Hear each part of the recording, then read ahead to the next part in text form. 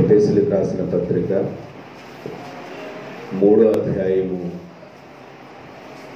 20వ వచనాన్ని ఈరోజు ధ్యానం చేద్దాం. మనలో కార్యసాధకమైన తన శక్తి చొప్పున మనము అడుగువాటి అన్నిటికంటేను ఊహించే వాటి అన్నిటికంటేను అత్యధికముగా చేయ శక్తి కలిగిన దేవునికి క్రీస్తు యేసు మూలముగా సంఘములో తరతరములు సదాకాలము మహిమ కలుగునుగాక. ఆమె అందరూ చూద్దాం. అడుగు వాటి కంటేను ఊహించు వాటి కంటేను అత్యధికముగా దేవుడు అనుగ్రహించును. అపోస్తలుడైన పౌలు చేసిన మిషనరీ ప్రయాణాల్లో ఎన్నో పట్టణాలని దర్శించాడు, ఎన్నో ప్రాంతాలకు వెళ్ళటం జరిగింది. ఈ 3 మిషనరీ ప్రయాణాలలో పౌలు ఆయా ప్రదేశాలు తిరుగుతూ సూచక్రియలు అద్భుతాలు చేశారు. మహత్కార్యాలు జరిగినాయి. పౌలు గారి ద్వారా గొప్ప సేవ జరిగింది.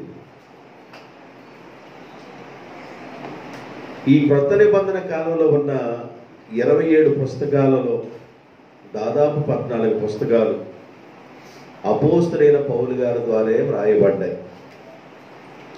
27 పుస్తకాల్లో దాదాపు 14 పుస్తకాలు అపోస్తలుడైన పౌలు గారి ద్వారా వ్రాయబడ్డాయి. ఈ ఎఫెసీ సంఘంలో సంఘాన్ని ప్రోత్సహిస్తూ సంఘంలో ఉన్న విశ్వాసుల్ని పురుగొలుపుతూ ఆయన ఏమంటాడంటే, మీరు అడుగు వాటి కంటేను ఊహించు వాటి కంటేను అత్యధికంగా దేవుడు ఏదైనా చేయడానికి సమర్థుడు. మనం ఉదయం లేచిన దగ్గర నుండి మనకి ఏదైనా కావాలని ప్రతిరోజు దేవుడిని అడుగుతా ఉంటాం. అడగమా? అడగమా? మన అవసరాలను అడుగుతాం. మా పిల్లలు బాగుండాలయ్యా, మరి మా పెద్దోడు బాగుండాలి, మా చిన్నోడు బాగుండాలి, మా కుటుంబం బాగుండాలి, మా కుటుంబానికి అవసరం ఉంది నాయన, మరి మా పిల్లలు చదువుకుంటున్నారయ్యా, వారికి ఉద్యోగాలు రావాలయ్యా, చాలా విషయాలు అడుగుతాం. ఇల్లు లేని వాళ్ళు ఇల్లు కట్టుకోవాలి ప్రభువా, బండి లేని వాళ్ళు బండి కావాలయ్యా అని చాలామంది ఏ అవసరతలో ఉన్నవాళ్ళు అవసరాల్ని దేవుని దగ్గర అడుగుతూ ఉంటారు. ఏది కావాలో అవి దేవుణ్ణి అడుగుతూ ఉంటారు. అడగటంలో తప్పు లేదు. ఈ అడిగేవాళ్ళు ఎలా ఉండాలి అని అంటే, దేవుడి దగ్గర నుండి ఏదైనా కావాలి అని అడిగేవాడు ఎలా ఉండాలంటే మనసు మారిన వారై ఉండాలి. ఏముండాలంట? మనసు మారాలి. ముందు నీ మనసు మారకుండా, నువ్వు బాప్తిజం పొందకుండా, నువ్వు దేవుల్లో నడవకుండా నువ్వు అడగటం వల్ల ఉపయోగం లేదు. ముందు నీ మనసును మార్చుకోవాలి. మనసును మార్చుకున్న నీవు, నా మనసు మార్చుకున్నాను, నా బ్రతుకు మార్చుకున్నాను అన్న పరిస్థితుల్లో నీవు బాప్తిజాన్ని పొందాలి. బాప్తిజం పొందడానికి లేట్ ఏంది అని అంటే, ఒకవేళ మనసు ఏమైనా మార్చుకోలేదా,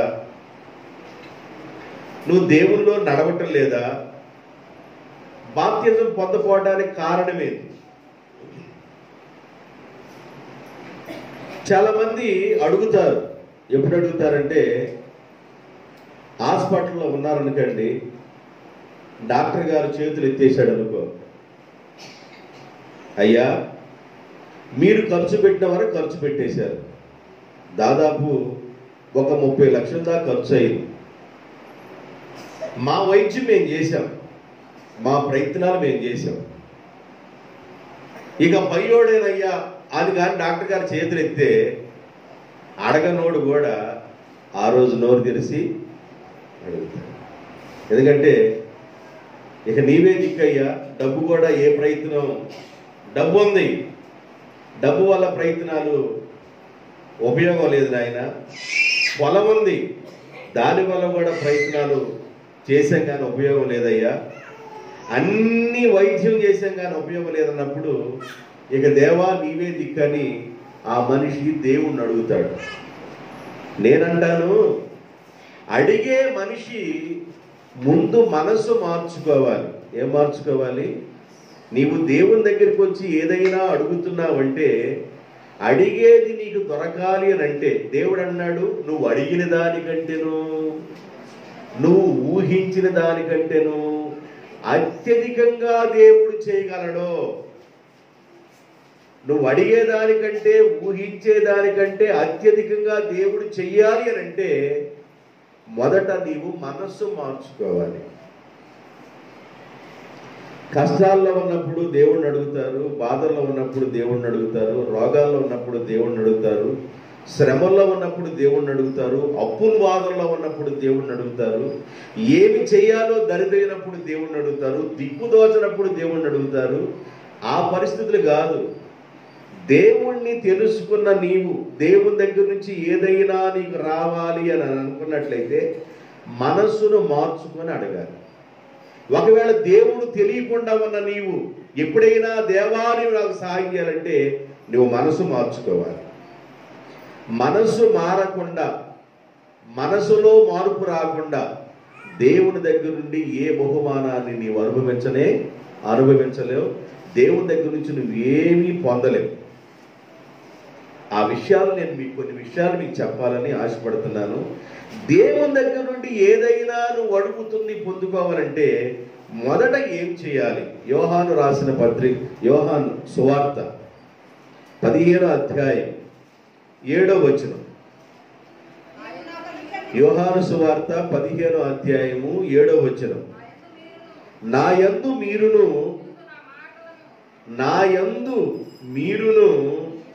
మీ యందు నా మాటలను నిలిచి ఉండిన ఎడల మీకు ఏది ఇష్టమో దాన్ని అడుగుడి,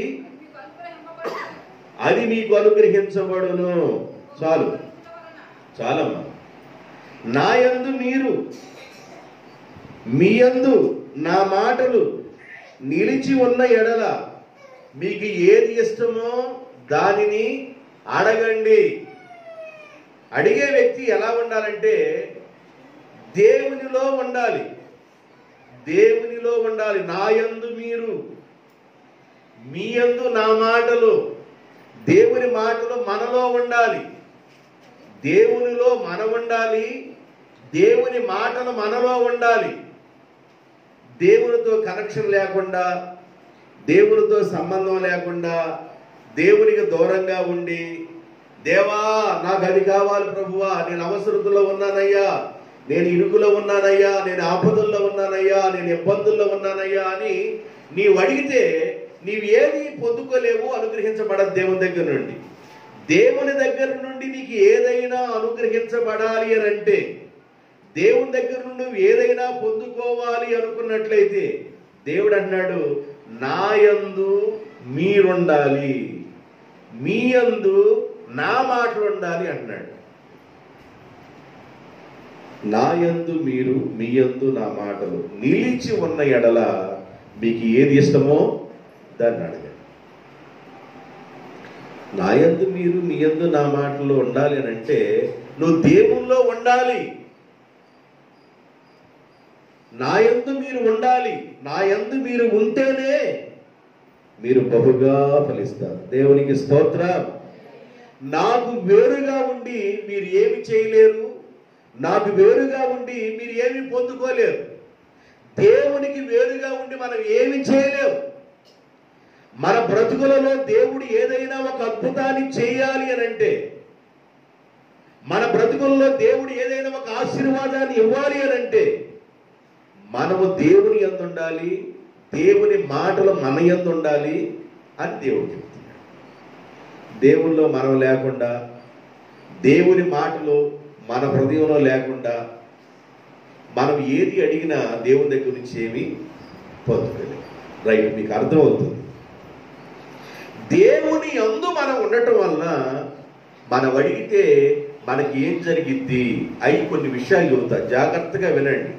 దేవుని యందు మనం ఉండి మనం దేవుని అడగటం వలన మనకి ఏం జరుగుద్ది? నెంబర్ 1, ద్వితీయోపదేశకాండం 5వ అధ్యాయం 29వ వచనం. వారికిని వారి సంతానమునకును నిత్యము క్షేమము కలుగునట్లు వారు నాయందు భయభక్తులు కలిగి నా ఆజ్ఞలన్నిటినీ అనుసరించుచు ఆ మనసు వారికి ఉంటే వారికి మేలు. నా యందు వారు ఉంటే నేను వారికి క్షేమము దయచేయుదును. ఆ మాట మొత్తంలో ఉన్న అర్థం ఏంటంటే, నా యందు మీరు ఉండటం వల్ల నిత్య క్షేమము. ఏంటంట? ఎవరికి? మీకు, మీ కుటుంబానికి, మీ పిల్లలకి క్షేమము కలగాలి అని అంటే, నిత్య సంబంధమైన క్షేమం. క్షేమము కలగాలి అంటే నా యందు మీరుండండి. ఆ మాటలో దాయబడిన మాట ఏంటంటే, దేవుని యందు మనం ఉండటం వలన నిత్య క్షేమము. మన జీవితాల్లో, మన కుటుంబాల్లో, మన పిల్లలకి క్షేమం కలగాలంటే, మన కుటుంబానికి క్షేమం కలగాలంటే, మనమందరం క్షేమంగా ఉండాలంటే, మన కుటుంబం క్షేమంగా ఉండాలంటే నా యందు మీరుండండి. నా యందు మీరు ఉండటం వలన మీకు క్షేమము కలుగును. ఆ క్షేమం కూడా నిత్య క్షేమము. మీరు సుఖముగాను క్షేమముగాను సంతోషముగా నివాసం చేయడం వరకు మీరేం చేయాలంటే అందరి కోసం ప్రార్థన చేయండి అని పౌలు తిమోతికి చెప్పాడు. నిత్య సంబంధమైన క్షేమము నీకు కలగాలంటే, నిత్య సంబంధమైన క్షేమం, నిత్యము, అది ఎల్లప్పుడూ ఉండే క్షేమం. నీ కుటుంబానికి కానీ, నీ పిల్లలకు కానీ, నీ కుమారుడికి కానీ, నీ కుమార్తెకి కానీ, నీ మనవ సంతానానికి కానీ, నీ ఇల్లంతటికి కానీ క్షేమము నిత్యము కలగాలంటే నీవు దేవుని యందు నువ్వు ఉండాలి. నా యందు మీరు, మీ యందు నా మాటలు నిలిచి ఉన్న ఎడల మీకు ఏది ఇష్టమో దాన్ని మీరు అడగండి, అది మీకు అనుగ్రహించబడును. మీరు అడిగిన దానికంటే, ఊహించిన దానికంటే నేను ఎక్కువగా చేసే దేవుణ్ణి. మీరు అడుగు వాటికంటేనూ ఊహించు వాటికంటేనూ అత్యధికంగా చేసే దేవుణ్ణి. నేను ఎన్నో ఇవ్వాలనుకున్నాను మీకు. దేవుడు అంటాడు, నేను ఎన్నో ఇవ్వాలనుకున్నాను.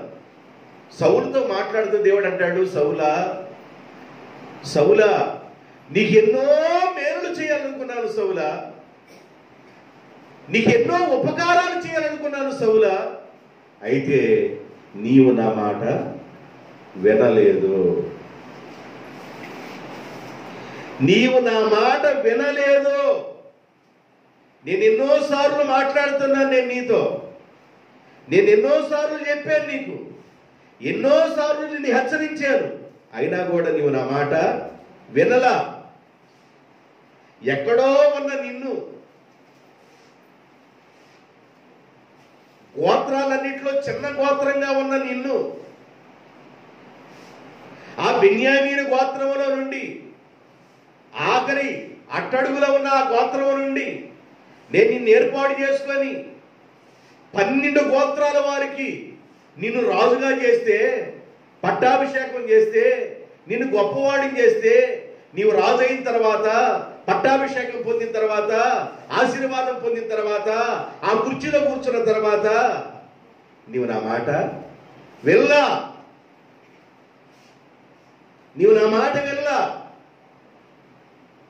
అయితే దేవుడు మనసులో బాధపడంటాడు, సౌలా సౌలా నేను ఎన్నో మేలుడు చేయాలనుకున్నాను నీకు, ఎన్నో ఉపకారాలు చేయాలనుకున్నాను నేను నీకు, ఎంతో సహాయం చేయాలనుకున్నాను నేను నీకు, ఇప్పుడు నేను చేయలేదు. నీకు మేలు చేయలేను, నీకు సహాయం చేయలేను, నేను నీకు ఉపకారం కూడా చేయలేను, నా చేయి దాటిపోయావు. దేవుడు కూడా పిలుస్తాడు, రే బాబు నా మాట వినరా, నా మాట వినరా నాయన, కిడ్నీలు పాడు కాకముందే నా మాట వినరా, ఊపిరితిత్తులు పాడు కాకముందే నా మాట వినరా, ఆ గుండె, ఆ లబ్డబ్బనాడుతున్న గుండెను చూసావా, ఆ గుండె నరాలన్నీ బాగా పనిచేస్తున్నప్పుడే నా మాట వినరా, నా మాట వింటే నీకు క్షేమం, నా మాట వింటే నీకు నెమ్మదని దేవుడు ఎన్నోసార్లు దేవుడు తన బిడ్డలతో మాట్లాడతాడు. తల్లి తన బిడ్డలను ఆదరించినట్లుగా దేవుడు తన బిడ్డల్ని ఆదరిస్తూ ఉంటాడు.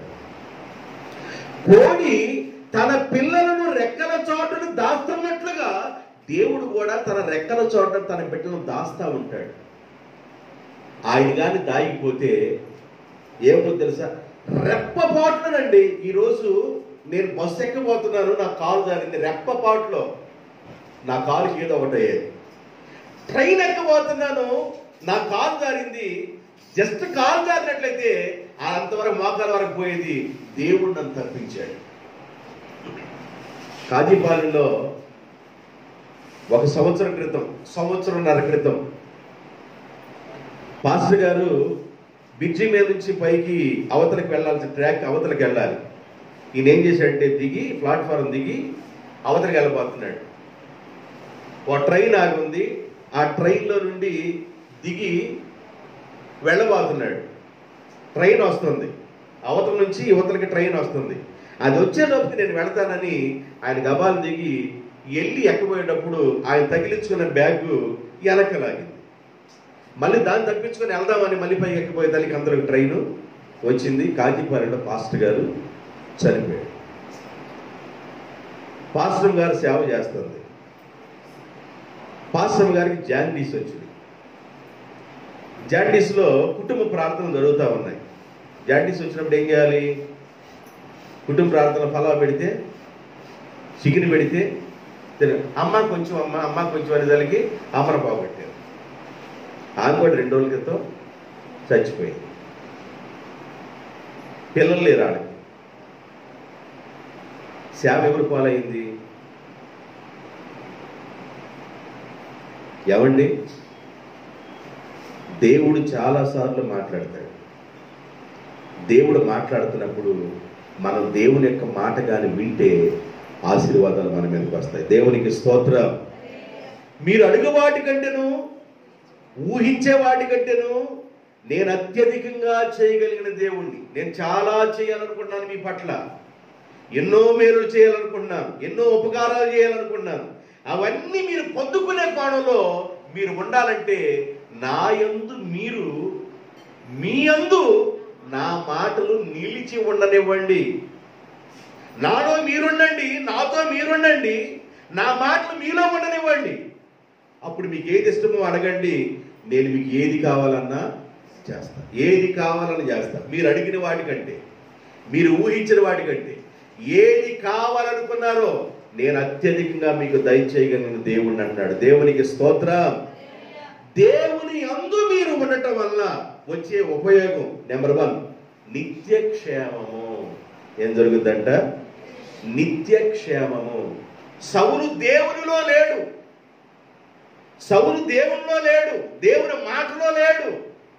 దేవుని యొక్క ప్రణాళికలో ఉన్న సౌలు దేవుని మాటలో, దేవుని చిత్తంలో లేడు కనుక సౌలు దేవుడు త్రోసేసాడు. ఆయనకు ఆపద కాలం వచ్చింది. సౌలుకి ఆపద కాలం వచ్చినప్పుడు ఆయన ఎక్కడికి వెళ్ళిపోయాడంటే కర్ణపిశాచి పట్టిన దగ్గరికి వెళ్ళాడు. యుద్ధం వస్తుంది, ఆయన మారు వేషం వేసుకొని కర్ణపిశాచి పట్టిన దగ్గరికి వెళ్ళి యుద్ధం వస్తుంది, ఆ యుద్ధంలో ఏమొచ్చిందో రాదా నాకు సోది చెప్పవా అని సోది అడిగాడు. ఆ సోది చెప్పడానికి సమూయేలు అనే ఒక ఆయన ఉన్నాడు, ఆయన పిలువ అన్నాడు. ఆయన పిలిచాడు. సమూయేలు బయటకు వచ్చి అంటాడు, ఇదిగో ఇది మిస్టరీ, ప్రవక్త రావటం ఏంది, ఆమె పిలిస్తే అనేది మిస్టరీ, నేను దాని విషయాన్ని వివరించలేను, చెప్పలేను. సమూయేలు వచ్చి అంటాడు, ఇదిగో నన్ను ఎందుకు పిలిచావు? యెహోవా నిన్ను విడిచి వెళ్ళిపోయాడు, ఈ యుద్ధంలో నీకు జయము రాదు, నీవును నీ కుమారుణ్ణు ఆ యుద్ధంలో చచ్చిపోతారు. వెళ్ళిపోయాడు. కుమారుడు చచ్చిపోయాడు. యోనాతాను, సౌలు కుమారుడైన యోనాతాను వాళ్ళ బావగారికి దావీదు గారికి నమ్మకమైన వ్యక్తి. వీళ్ళిద్దరూ చాలా కలిసిపోతారు. గ్లాసులో ఉప్పు వేస్తే ఉప్పు కనబడకుండా నీటి రూపంలో ఎలా మారిపోయిందో బావా బామర్దులు అలా కలిసిపోతారు. అలా కలిసిపోయిన యోనాతాను చనిపోయాడు. ఇక సౌలు ఉన్నాడు, కుమారుడు చనిపోయాడని తెలుసుకున్నాడు. ఆ యుద్ధంలో జయం రాలేదు. ఆయన కత్తి తీసుకొని ఆయన పొడి చేసుకున్నాడు. చావట్లా, ప్రాణం బాటలా. ఆ గావుని వెళ్ళే వ్యక్తిని పిలిచి అన్నాడు, ఒరే బాబు, నా ప్రాణం బాటలేదురా, నేను కుట్టులాడుతూ ఉన్నాను, ఈ ఖడ్గం తీసి నా పీకర కోసేయండిరా అన్నాడు. ఎదురికి సావపోతున్నాడు కదా అని ఖడ్గం తీసుకొని పీక కోసాడు. ఆయన తెచ్చుకోడు. సౌలు గారు చనిపోవటానికి ముందుగా దేవుడు అంటాడు, సౌలు నమ్మకస్తుడు, సౌలుని అభిషేకించండి. దేవుడు సమూయేలుని పిలిచి అంటాడు, అయ్యా, ఇజ్రాయేల్ 12 గోత్రాలు వారిని పరిపాలన చేయడానికి నమ్మకస్తుడైన సౌలుని, యథార్థంగా ఉన్న సౌలుని ఆయన అభిషేకించండి అన్నాడు దేవుడు. తొలిలో నమ్మకంగా ఉన్నాడు, తొలిలో యథార్థంగా ఉన్నాడు, అభిషేకాన్ని పొందాడు, అమాలేకుల మీదకి వెళ్ళి జయాన్ని పొందాడు, ఎన్నో యుద్ధాల్లో జయాన్ని పొందాడు. ఇలాంటి ఈ వ్యక్తి రాను రాను రాను రాను దేవునికి దూరం అయిపోయాడు. దేవునిలో లేడు, దేవుని మాటలు లేడు, దేవుని చిత్తంలో లేడు. ఎన్నోసార్లు దేవుడు హెచ్చరిక చేశాడు, ఎన్నోసార్లు దేవుడు మాట్లాడాడు. ఎన్నిసార్లు మాట్లాడా కూడా మంద చెవులు కలిగిన వాడుగా దేవునికి దూరంగా ఉండటం వల్ల ఆపద వెంటనే హఠాత్తుగా ఆయన కుటుంబం మీదకి వచ్చేసింది. ఆపదలు వచ్చినప్పుడు ఆపదలలో నుండి తప్పించేది దేవుడే. దేవునికి స్తోత్రం. ఆపదలు నన్ను వెన్నంటి ఉన్నా నా కాపరి నీవై నన్నాదుకొంటివే. ఆపదలు నన్ను వెన్నంటి ఉన్నా నా కాపరి నీవై.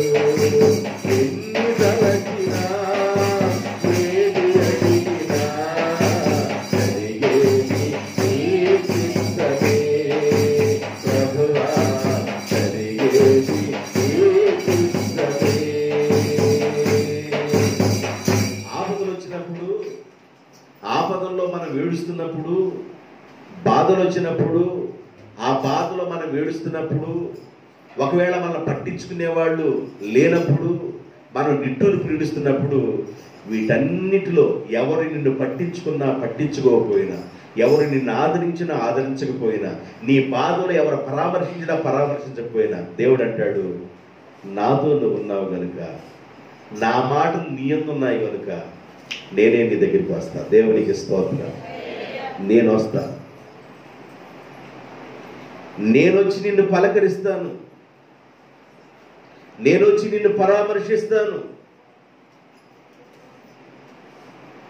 నేనే మీకు తండ్రిగా ఉంటాను, నేనే మీకు పోషకుడిగా ఉంటాను, నేనే మీకు కాపరిగా ఉంటాను, నేనే మిమ్మల్ని నడిపించేవాడిగా ఉంటాను, నేనే మీకు తల్లిగా ఉంటాను, పోషించేవాడిగా, పోషించే తల్లిగా నేనే ఉంటానన్నాడు. కాబట్టి దేవుడు అలా మనతో ఉండి మనము అడిగిన వాటి కంటేను, ఊహించిన వాటి కంటేను అత్యధికంగా దేవుడు మేలు చేయాలి అంటే మనం ఎలా ఉండాలి తెలుసా? నా యందు మీరు, మీ యందు నా మాటలు నిలిచి ఉన్న ఎడల మీకు ఏది ఇష్టమో దాన్ని అడగండి, అది మీకు అనుగ్రహించబడింది. దేవునిలో మనం ఉండటం వలన మనకు వచ్చే మొదటి ఆశీర్వాదం నిత్య క్షేమము. ఏం జరుగుతుందంట? నిత్య అంటే ఎల్లప్పుడు ఉండేది. నిత్యము అంటే ఎల్లప్పుడు. నిత్యం అనే మాట పరలోకానికి, అది నిత్యము. పరలోకం నిత్యము, భూలోకం అనిత్యము. అంటే ఇది శాశ్వతమైంది కాదు, ఏదో ఒక రోజు మనం ఈ భూమిని వదిలిపెట్టి వెళ్ళిపోతాం. కాబట్టి నిత్యము ఉండేది మన ఆత్మ. శరీరాలు చావు ఉంది, ఆత్మకు చావు లేదు. ఇది నిత్యము ఉండే ఆత్మ.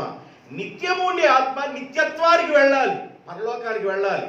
ఈ ఆత్మకు చావు లేదు కనుక నిత్యత్వానికి వెళ్ళాలంటే ఈ భూమి మీద ఈ శరీరం అనే గుడారములో దేవుడు ఈ దీపాన్ని ఉంచినప్పుడే, ఈ దీపం వెలుగుతూ ఉన్నప్పుడే, ఈ దీపం ప్రజ్వలిల్లుతున్నప్పుడే ఈ కాంతిని మనం దేవుని సన్నిధానాన్ని తీసుకెళ్ళి నా దీపాన్ని వెలిగించయ్యా, నా దీపము ద్వారా అనేకుడు కాంతినిచ్చే బిడ్డగా నన్ను చేయి ప్రభు అని దేవుని పాదాలు పట్టుకోవాలి. దావీదు అంటాడు, నా దీపమును వెలిగించువాడివి నీవే, నా చీకటిని తొలగించేవాడివి నీవే. నీవు దేవునితో అలాగా ఏకమైపోవాలి. వయసు పెరుగుతున్నప్పుడు, నీ మీద ఒకరోజు నీ ఆయుష్కాలం ఒకరోజు తగ్గుతున్నప్పుడు, నీకు ముసలితనం దగ్గర అవుతున్నప్పుడు, ఆయుష్కాలం తగ్గుతున్నప్పుడు, శరీరంలో బలం తగ్గుతున్నప్పుడు నువ్వేం చేయాలంటే దేవునికి దగ్గర అవ్వాలి. దేవునికి స్తోత్రం. శరీరంలో బలం ఉన్నప్పుడు మనిషికి అర్థం కాదు. అబ్బాయి పసర మీద ఉన్నాడు కదండి, పసర మీద ఉన్నవాడికి ఏం అర్థం కాదు, పైచ్యం మీద ఉన్నవాడికి అర్థం కాదు. పైచ్యం మీద పసర మీద ఉన్నవాడికి ఎన్ని చెప్పినా అర్థం కాదు. కాబట్టి మన ఆయుష్కాలం తగ్గిపోతుంది, మన బలం తగ్గిపోతుంది. దేవుడు ఇన్ని సంవత్సరాలు అని దేవుడు తన గ్రంథంలో లిఖించి పెట్టు ఉన్నాడు. ఒక రోజు సూర్యుడు ఉదయించి అస్తమించే లోపు ఒక రోజు వెళ్ళిపోతున్నప్పుడు మన ఆయుష్కాలం ఒక రోజు తగ్గిపోతుందని అర్థమైపోవాలి. మన ఆయుష్కాలం ఒక రోజు తగ్గిపోతుందని అంటే దాని అర్థం ఏంటంటే మన దేవుని సమీపం అవ్వటానికి దగ్గర అవుతున్నామని అర్థం. అయితే ఈ భూమి మీద ఉండగా నేను దేవుడు సంతోషపరుస్తాడు. నువ్వు అడిగిన దానికంటే, ఊహించిన దానికంటే అత్యధికంగా దేవుడు చేస్తాడు. దాని విషయాలు నేను చెప్తాను, దాని విషయాలు చెబుతాను. ఏ ఆశీర్వాదాలు వస్తాయో చెబుతాను. దానికంటే ముందుగా వచ్చే ఆశీర్వాదం, మొదటి ఆశీర్వాదం ఏంటంటే నిత్య క్షేమము. నిత్య క్షేమము, నిత్య క్షేమము. యెహోషువ అంటాడు, మీరు ఎలా ఉన్నారో నాకు తెలియదు కానీ నేనును నా ఇంటి వారు అందరము నా దేవుణ్ణి ఆరాధిస్తున్నాం. దేవునికి స్తోత్రం. ఇల్లు మొత్తం దేవుణ్ణి ఆరాధించాలి, కుటుంబం మొత్తం దేవుణ్ణి ఆరాధించాలి. ప్రార్థనకి వెళ్తున్నారు ఆడవాళ్ళు అంటే, ఆడవాళ్ళు కదండి ప్రార్థనకి వెళ్తారు బైబిల్ తీసుకొని, ఆడవాళ్ళు కదండి అంటే, ఆడవాళ్ళు కదండి అంటే నువ్వు 3 ఈరోజుల్లో గట్టిగా అయితే చాలు.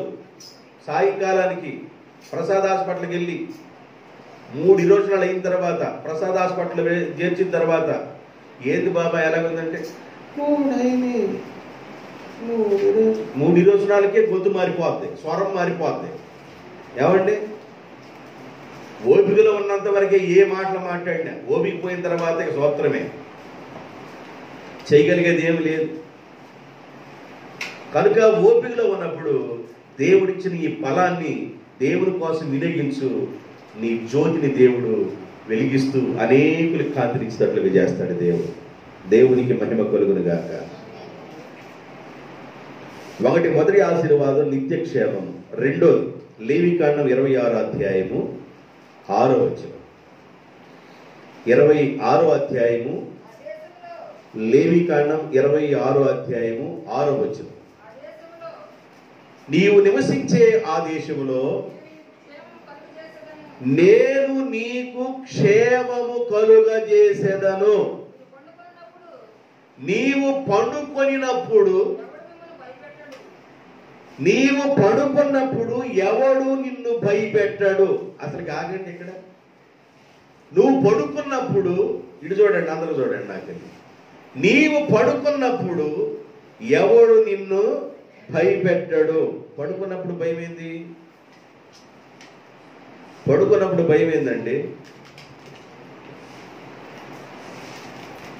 ఒకవాడికి నిద్ర లేచి వెళ్ళిపోయే అలవాటు ఉంటుంది. నిద్ర లేచి వెళ్ళిపోతూ ఉంటాడు. ఏడకి వెళ్తాడు, లేచి వెళ్ళిపోతూ ఉంటాడు. ఆడు కొట్టుకోవాలి. నిద్ర లేచి వాడికి మెలుగు ఉండదు. ఆడు నిద్రలోనే ఉంటాడు, లేచి వెళ్తా ఉంటాడు. అలాంటి వాడి దగ్గర భార్య పడుకుంది అనుకో, రెండో రోజు మంచం మీద ఎక్కిద్దిగా, అక్కడ ఉంటుందా? అక్కడ ఉండిద్దా? నిద్రలేసి ఆటి రోడ్డు పడి వెళ్తుంటే వెళ్ళేవాళ్ళు లేరు అనుకుంటాను. నేను నిద్ర లేచి వెళ్ళేవాళ్ళు లేరు, నిద్రలో లేచి వెళ్ళేవాళ్ళు ఉంటారు. రెండు నిద్రలో అమ్మో అమ్మో అనేవాళ్ళు లేరు. నిన్నొచ్చి ఆంబోతులు కుమ్మినట్టుగాను, కోతులు వచ్చి నీ ముఖాలు రక్కినట్టుగాను, పందులు వచ్చి నిన్ను తరుముతున్నట్లుగాను, తాసుపాములు వచ్చి నిన్ను తరుముతున్నట్లుగాను, రకరకాల కళ్ళు వచ్చినప్పుడు జనాన్ని పిలుస్తూ ఉంటావు. నువ్వు పెద్ద కేకలు వేస్తున్నట్టుంటా కానీ పక్కన పడుకున్నవాడు నిద్ర లేవాలప్పుడు అదే మాట వినాల. ఆయన అదురోడైతే ఆ నుండి అనకి ఆడుతాడు లఘు.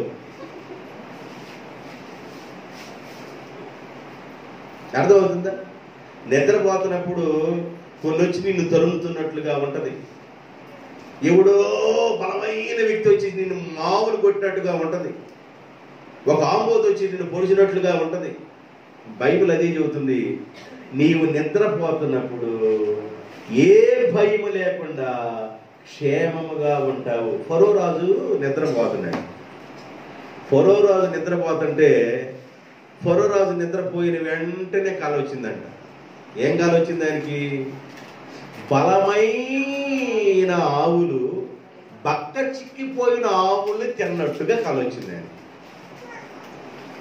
బలమైన ఒక దంటుకున్న వెనలున్నాయే, మొక్కజొన్న కండలాగా వెనలో ఒక పీల వెనలు వచ్చేసి తిన్నట్టుగా కల వచ్చింది. ఏ నిద్ర పడుతుందా? చెమటలు పోస్తుంది.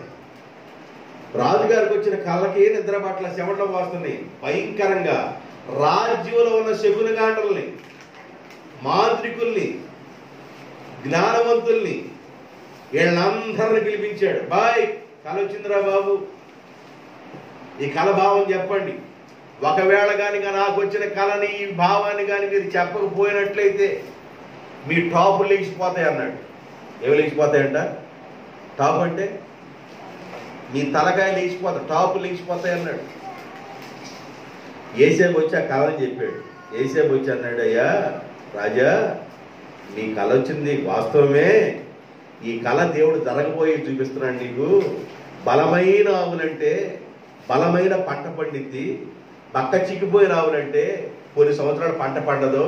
పంట పండినప్పుడే ఆ పంటని గూడెంలో స్టాక్ చేసుకొని పంటని రోజుల్లో నీ ప్రజలను పోషించుకొని దేవుడు చెబుతున్నాడు అయ్యా అని చెప్పి. సభాష్ అన్నాడు. దేవునికి స్తోత్రం. కొన్ని కళలు నిద్ర పట్టనివ్వు. కొంత నిద్రపోతున్నప్పుడు కళ్ళు వస్తాయి, అరుస్తూ ఉంటారు కళల్లో. ఎవరో వచ్చి నీ పైన పడ్డట్టుగా, చేతితో తన్నినట్టుగా ఉండగా నీ చేయి లేకపోదు, కాలుతో తన్నినట్టు ఉండగా నీ కాలు లేకపోదు, జనాలు పిలిచినట్టు ఉండగా నోరు బయటికి రాదు. నిద్రలో పోరాటం. దేవుడు అన్నాడు, అలాంటి భయాలు లేకుండా నేను మీకు క్షేమం కలుగు చేస్తా. దేవునికి స్తోత్రం.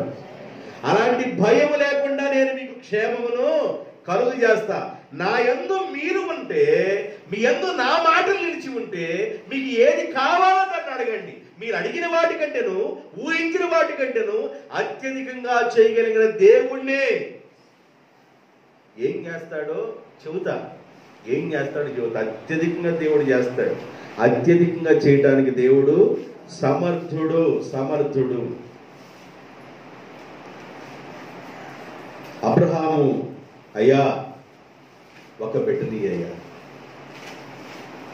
ఒక్క బిడ్డని అయ్యా, నాకు వెండి ఇచ్చేవు నాయన, బంగారం ఇచ్చేవు నాయన, 318 మంది పనివాళ్ళు ఇచ్చావయ్యా, ఆస్తిని ఇచ్చావు నాయన, గొర్రెలు ఇచ్చావు, ఎద్దుల్ని ఇచ్చావు, ఒంటిల్ని ఇచ్చావు, నా ఇంట్లో 318 మంది పనిచేసే వాళ్ళ పనివాళ్ళు ఇచ్చావు, ఎంత సంపద ఉందా ఏమి ప్రభువా, అయ్యా ఒక్క బిడ్డను దయచేయ్యా అని అడుగుతాడు. ఒక్క బిడ్డను దయచేయ్యా. ఒకవేళ కానీ సంతానం లేని వాడుగా కానీ ఒకవేళ నేను చనిపోతే ఈ ఆస్తికి వారసుడు నా ఇంట ఉన్న పెద్ద దాసుడైన ఎలియాజరే అవుతాడు కదయ్యా, అయ్యా నన్ను జ్ఞాపకం చేసుకోయ్యని అబ్రహాము ఏడుస్తున్నాడు. అబ్రహాం బాధపడతాం దేవుడు చూడ్డాడు. జాగ్రత్తగా వినండి. ఆయన పిల్లలు బాధపడుతున్నప్పుడు దేవుడు చూస్తా మౌనంగా ఉండడు. ఆయన పిల్లలు ఏడుస్తున్నప్పుడు ఆయన ఆరాధించే బిడ్డలు మనసు మార్చుకొని ఆయన మాట వింటూ ఆయన మాటలో నివాసం చేస్తూ ఆయన కొరకు బ్రతుకుతున్న బిడ్డలు ఏడుస్తుంటే దేవుడు ఊరుకోడు. దేవుడు అసలు మౌనంగా ఉండడు. ఒకసారి మోషే ఇశ్రాయేలు ప్రజలను ఏమన్నాడంటే ద్రోహులారా అన్నాడు. ఆ ఒక్క మాటకి దేవుడు ఊరుకున్నాడండి. ఏమయ్యా 7 దాకా ప్రయాసపడి నడిపించావు కానీ కానాన్లోకి వెళ్ళవయ్యా అన్నాడు. దేవుడు ఎంత ప్రేమించేవాడంటే తన బిడ్డల్ని అంత ప్రేమిస్తాడు. ఆయన మాట వినే బిడ్డల్ని, ఆయన పిలుపులో ఉన్న బిడ్డల్ని, ఆయనకు లోబడే బిడ్డల్ని, ఆయన స్వరాన్ని ఆయన కోసం బ్రతుకుతున్న బిడ్డల్ని దేవుడు విడిచిపెట్టాడు. అబ్రహాం బాధపడుతుంటే అబ్రహాం బాధ చూడలేక దేవుడు అబ్రహాం దగ్గరికి వచ్చేసాడు. 15వ అధ్యాయం ఆదికాండం 2వ వచనం దగ్గర నుంచి చదవండి. అందుకు అబ్రహాం, ప్రభు అయిన యెహోవా నాకు వెండి ఇచ్చినా, బంగారం ఇచ్చినా, పశువులు ఇచ్చినా, 318 పనివాళ్ళు ఇచ్చినా, ఏమి ఇచ్చినా ఏమి, నేను సంతానము లేని వాడనైపోవచ్చున్నానే. దమస్కు ఎలియాజరే నా ఇంటి ఆస్తికర్త ఉంది కదా. మరియు అబ్రహాం, ఇదిగో నీకు నీవు నాకు సంతానము ఇయ్యలేదు గనుక నా పనివారముతో ఒకడు నాకు వారసుడవునని చెప్పగా దేవుని యొక్క వాక్కు అబ్రహాము దగ్గరికి వచ్చి, ఇదిగో నువ్వు దమస్కు వాడని ఎలియాజరు అంటున్నావే, అతడు నీకు వారసుడు కాడు, నీ గర్భమున పుట్టబోతున్నాడు అన్నాడు. ఆగండి ఆగండి, నీ గర్భమున పుట్టబోతున్నాడు అన్నాడు దేవుడు. అబ్రహాం వయసు ఎంత అప్పుడు? అబ్రహాం వయసు ఎంత? 99 సంవత్సరాలు. శారా వయసు ఎంత? వాడికి గ్యాప్ ఎంత? అబ్రహాం రమారమి 10 సంవత్సరాల గ్యాప్ ఉంది. శారాకి ఆమె గర్భము ఉడికిపోయింది. ఇక గర్భం ఉడికిపోయిన తర్వాత ఆమెకు వచ్చే ఆ గర్భం ఉడికిపోయిన తర్వాత ఇక సంతానం పుట్టే యోగ్యత ఏ డాక్టర్ తెలుసుకున్నా లేదు. అప్పుడు శారా గర్భం ఉడికిపోయింది. అబ్రహాముకు వయసు దాదాపు 100 సంవత్సరాలు వచ్చినాయి. ఆయన శరీరం ఏమైనా మృతతుల్యం అయిపోయింది, చావడానికి సిద్ధంగా ఉంది ఆ శరీరం. అయితే దేవుడు అప్పుడు వచ్చి అంటున్నాడు, ఇదిగో నువ్వు ఆలోచించినట్లుగా దమస్కు వాడి ఎలియాజరు నీ ఆస్తికర్తగాడు, నేను నీకు సంతానాన్ని ఇవ్వబోతున్నాను. దేవునికి స్తోత్రం. నువ్వు అడుగు వాటి కంటేను, నువ్వు ఊహించు వాటి కంటేను నేను అత్యధికంగా చేయగలిగిన దేవుడిని నీవు నమ్మాలి. నేను నీకు సంతానం ఇవ్వబోతున్నా. చదువు. అబ్రహాము, ఇదిగో నీవు రా నాతో బయలుదేరని అబ్రహాము నిద్రపోతా ఉన్నాడు. తన ఆత్మను పట్టుకున్నాడు దేవుడు. తన ఆత్మను తీసుకుని వెళ్ళి ఊరు బయటికి తీసుకెళ్ళి సముద్ర ప్రాంతాన్ని తీసుకెళ్ళి, ఇదిగో ఇసుకను తీసుకో, ఒక గుప్పిడి ఇసుక తీసుకొని ఆ ఇసుకని ఒక్కోటి లెక్క పెట్టి అన్నాడు. నా వల్ల కాదు ప్రభు అన్నాడు. ఆకాశ నక్షత్రాల వైపు చూడు, నక్షత్రాలు లెక్క పెట్టి అన్నాడు. నా వల్ల కాదు ప్రభు అన్నాడు. నీ సంతానాన్ని అంత అత్యధికంగా దీవించబోతున్నాను. దేవునికి స్తోత్రం. అంతగా ఆశీర్వదించబోతున్నాను. ఈరోజు ఒక్క పిల్లోడు లేడని బాధపడుతున్నావే, దమస్కో వాడైన ఎలియాజరు ఆస్తి కర్తవుతాడని బాధపడుతున్నావే, శాల గర్భం కూడా ఉడికిపోయిందని బాధపడుతున్నావే, నీ శరీరం మృతతుల్యమైపోయిందని బాధపడుతున్నావే, నా మాట విను. నా మాటలో ఉన్నావు నీవు. నీ బంధువుల్ని, నీ దేశాన్ని, నీ సొంత దేశాన్ని వదిలిపెట్టి, విగ్రహారాధన వదిలిపెట్టి నా మాట విని నువ్వు ప్రయాణం చేసావు కదా, నా మాటలో నువ్వు ఉన్నావు కదా, నీ యందు నా మాటలు ఉన్నాయి కదా, నాలో నువ్వు ఉన్నావు కదా, నేను నిన్ను బహుగా ఫలింపజేయబోతున్నా. దేవునికి స్తోత్రం. ఒక్కళ్ళు కావాలని నువ్వు అడిగేవే, ఒక్కళ్ళు కాదు. అబ్రహాం, ఆకాశ నక్షత్రాల్లాగా నీ సంతానాన్ని నీకు ఇవ్వబోతున్నాను అన్నాడు. నిజమా ప్రభువా? అల్లా. అబ్రహాము దేవుని మాట నమ్మెను. అబ్రహాము దేవుని మాట నమ్మెను. ఎప్పుడు? శారా గర్భం ఉడిగిపోయినప్పుడు, ఈయన శరీరం సావడానికి సిద్ధంగా ఉన్నప్పుడు అబ్రహాము దేవుని మాట వృద్ధాప్యంలో నమ్మాడు కనుక వృద్ధాప్యంలో దేవుడు ఇస్సాకునిచ్చాడు. ఇస్సాకు అనే పేరుకి అర్థం నవ్వు అని అర్థం. ఇస్సాకునిచ్చాడు. అబ్రహాము నందు ఇస్సాకు, ఇస్సాకు నందు యాకోబు, యాకోబు నందు 12 మంది కుమారులు, 12 మంది కుమారుల ఐగుప్తు దేశంలో 6 లక్షల కాల్బలం. ఈ 6 లక్షల కాల్బలాన్ని లెక్కింపలేని జనమైపోయారు. అక్కడ బారాకు రాజు అంటాడు, అయ్యో ఇసుగు దండులాగున్నారు నాయన, సేవల దండులాగున్నారయ్యా వీళ్ళు అంటాడు. అంటే లెక్కకు విస్తరించిపోయిందండి. నువ్వు అడిగింది ఒకటే, అబ్రహాం ఒక్క బిడ్డని అయ్యా అని అడిగావు. నువ్వు ఒకళ్ళే కదా అడిగింది, ఇంకెవరు అడిగావా? ఒకళ్ళే అడిగా. ఇదిగో ఒకళ్ళు కాదు, నువ్వు అడిగినట్టు నువ్వు ఒకళ్ళు కాదు ఇచ్చేది, ఆకాశ నక్షత్రాల్లాగా నీ సంతానాన్ని ఇస్తాను. ప్రపంచంలో అబ్రహాము సంతానం నలుమూలలా విస్తరించింది. అబ్రహాములో నుండి జాతులు వచ్చేసింది. ప్రపంచంలో ఉన్న జాతులు అబ్రహాములో నుండే వచ్చేసింది. దేవుడు అంతగా అబ్రహాముని ఆశీర్వదించాడు. కారణం ఏంటంటే బైబిల్ అదే చెబుతుంది, నువ్వు అడుగు వాటి కంటేను, ఊహించు వాటి కంటేను అత్యధికంగా నేను చేస్తాను. దేవుడు అంతగా ఆశీర్వదించడానికి కారణం ఏంటంటే అబ్రహాము దేవుని వైపు చూశాడు. అబ్రహాం ఎప్పుడు దేవుని మాట వినకుండా వెనతిరగలేదు. అబ్రహాము దేవుల్లో ఉన్నాడు.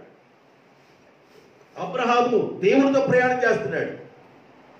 అబ్రహాముతో ప్రజలు అంటున్నారు, ఏమయ్యా మీ దేవుడు సంతానం ఇస్తాడు అని చెబుతున్నావు, శారా గర్భం ఉడిగిపోయింది, నువ్వేమైనా సావడానికి సిద్ధమైపోయావంటే ఆయనప్పుడు కూడా నా దేవుడు మాట ఇచ్చి తప్పుకునేవాడు కాదు. నా దేవుడు మాట ఇచ్చి నెరవేర్చేవాడు. నా దేవుడు తప్పుకునేవాడు కాదు, మనిషి తప్పుకున్నట్లుగా తప్పుకునేవాడు కాదు.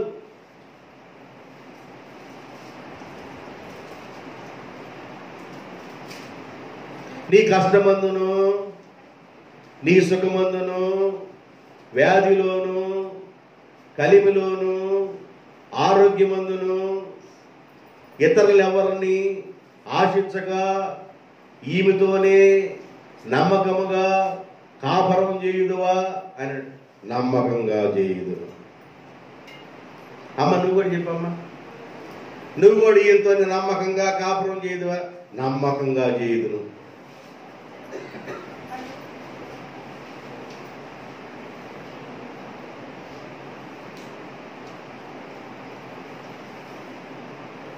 ఏమంటే చాలా మంచి ఫ్యామిలీ అనుకోండి, చాలా మంచి కుటుంబం, ఒకళ్ళొకళ్ళు అర్థం చేసుకునే కుటుంబం.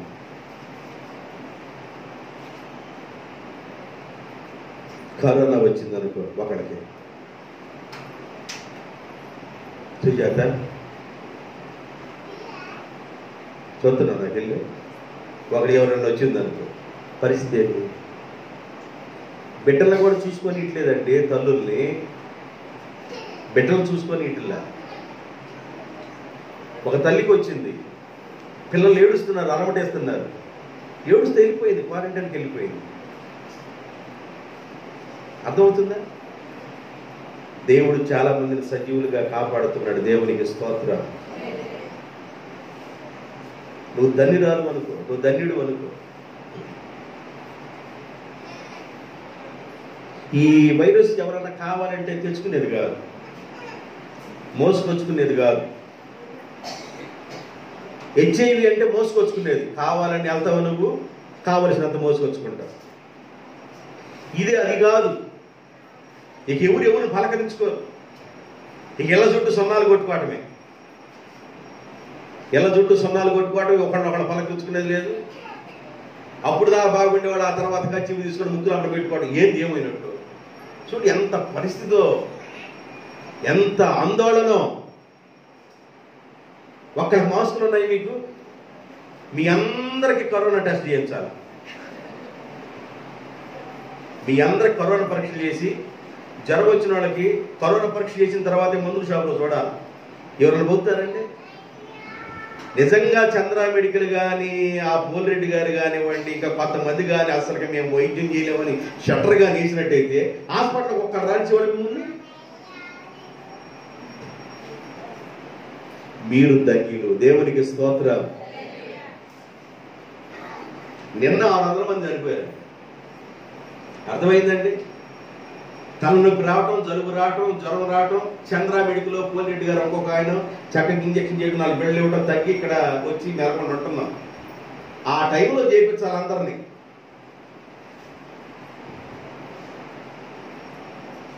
దేవుడు మనల్ని కాపాడుతున్నాడు. కాపాడే దేవునికి కృతజ్ఞతలు తెలియజేయండి. దేవునికి స్తోత్రం. హల్లెలూయా. దేవుడు మనల్ని కాపాడుతున్నాడండి. నువ్వు బాధలో ఏడుస్తున్నప్పుడు దేవుడి దగ్గరికి వస్తున్నాడు. నువ్వు కన్నీరు కారుస్తావు, నువ్వు ఇబ్బందులో ఉన్నప్పుడు, బాధపడుతున్నప్పుడు, నిట్టూరు విడుస్తున్నప్పుడు ప్రభు నీ దగ్గరికి వచ్చి నీ కన్నీటిని తుడుస్తున్నాడు.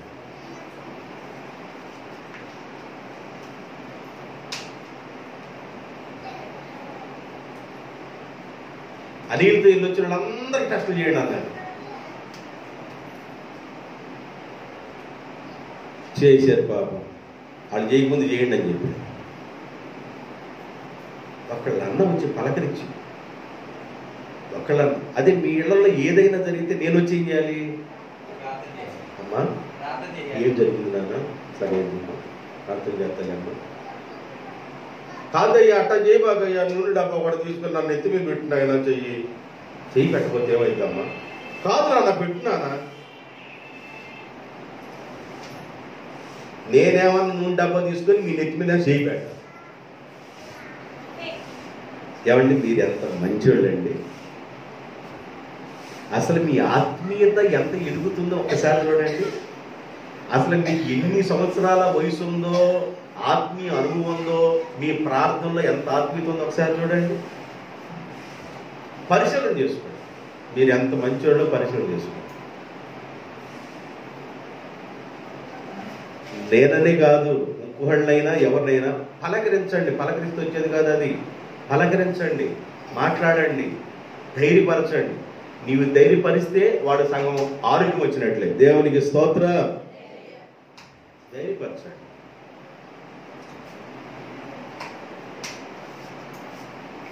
చిన్నపిల్లలు అడిగితే చిన్నపిల్లలు అంటారు ఆడికి వెళ్ళొద్దు అన్నారు మా అమ్మోళ్ళు, ఆడికి వెళ్ళొద్దు అన్నారు మా నాన్న పడతాడు, ఆడికి వెళ్తాడు.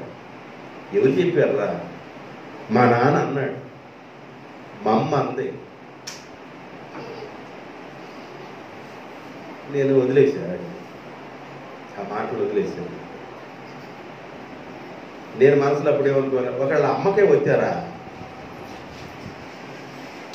ఒకళ్ళ నాన్నకు వచ్చారా అని నేను నాన్నతో అన్న పాప నాకు అర్థం కాదుగా, వదిలేశాను.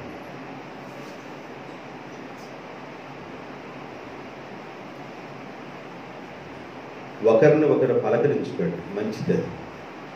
పరామర్శించుకోండి, మంచిది. మంచిది. నువ్వేదన్నా చేస్తున్నావంటే మంచిది. యేసుప్రభు అన్నాడు, నేను రోగినై ఉన్నప్పుడు నన్ను చూడవచ్చితిరి, నేను వస్త్రహీనున్నప్పుడు నాకు వస్త్రాలు ఇచ్చితిరి, నేను ఆకలి కొన్నప్పుడు నాకు ఆహారం పెట్టితిరి, నేను జైల్లో ఉన్నప్పుడు నన్ను చూడవచ్చితిరి. ప్రభువా నీకెప్పుడు ఆహారం పెట్టాం, నీకెప్పుడు వస్త్రం ఇచ్చావు, నువ్వు అనారోగ్యంగా ఎప్పుడు ఉన్నావు, ఎప్పుడు జైల్లో ఉన్నావు. ఈ నా చిన్న బిడ్డల్లో ఒకరికైనా మీరు చేయగలిగితే మీరు నాకు చేసినట్లే అన్నాడు. దేవునికి స్తోత్రం. కానీ ఈ విషయాలకి చాలా మంది అందరూ భయపడుతున్నారు, భయపడతారు, సహజమే. ఏంటంటే దీని పరిస్థితులు అలాగ ఉన్నాయి. ఇది ఎవరికి కావాలని పాపం తెచ్చుకునేది కాదు, పరిస్థితులు అలాగే ఉన్నాయి. జస్ట్ పలకరించినందువల్ల రాదు అది. మేము చాలా మందిని పలకరించాం. మేము మార్గంలో వస్తున్నప్పుడు రాజమండ్రి దాటిన తర్వాత అనిల్ పాజిటివ్ అది వచ్చింది. హోటల్కి వెళ్ళాం, కూర్చున్నాం, చికెన్ పెట్టండి, బిర్యానీ తీసుకున్నాం.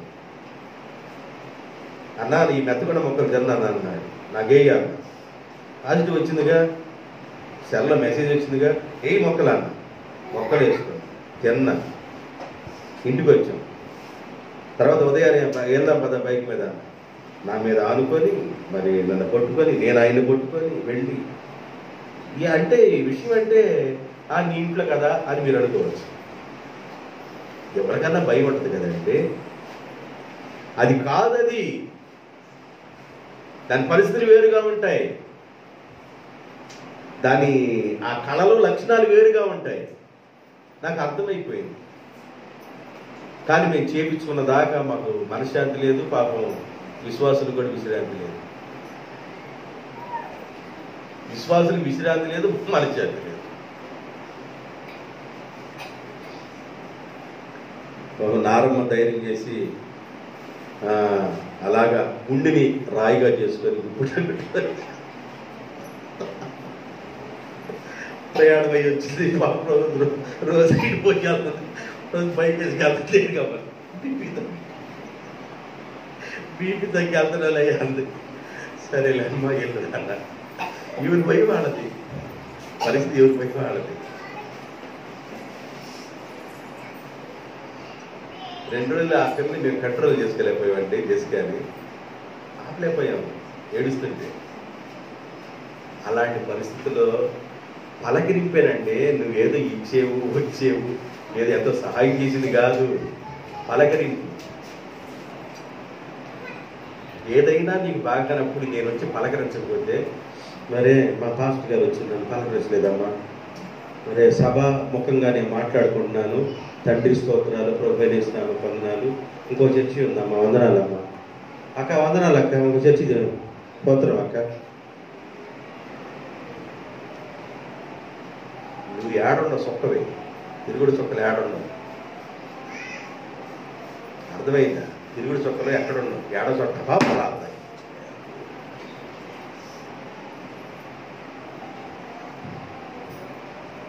ఇది నేర్చుకోండి. వయసుకున్నప్పుడు ఆదరించుకోండి, ఒకళ్ళొకళ్ళు పలకరించుకోండి, మంచిగా మాట్లాడండి. దేవుడు మిమ్మల్ని దీవించును గాక.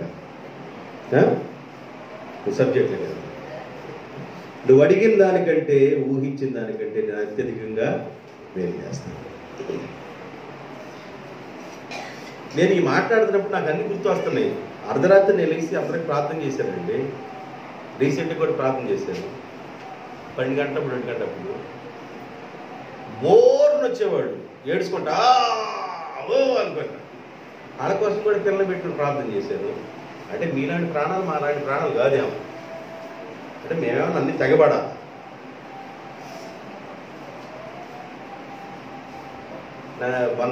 నేను 12:30కి లేపాను, ప్రార్థన చేశాను. దేవుడు చేశాడు, మేలు చేశాడు. వెంటనే ఈ మౌతులో చెప్పేసి లైవ్లో తీస్తే అవి కూడా అద్భుతమే.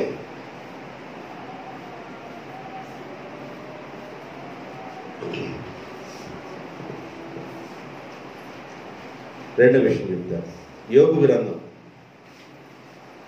2వ అధ్యాయం 8, 9, 10 వచనాలు. యోబు గ్రంథం 2వ అధ్యాయము 8, 9, 10 వచనాలు.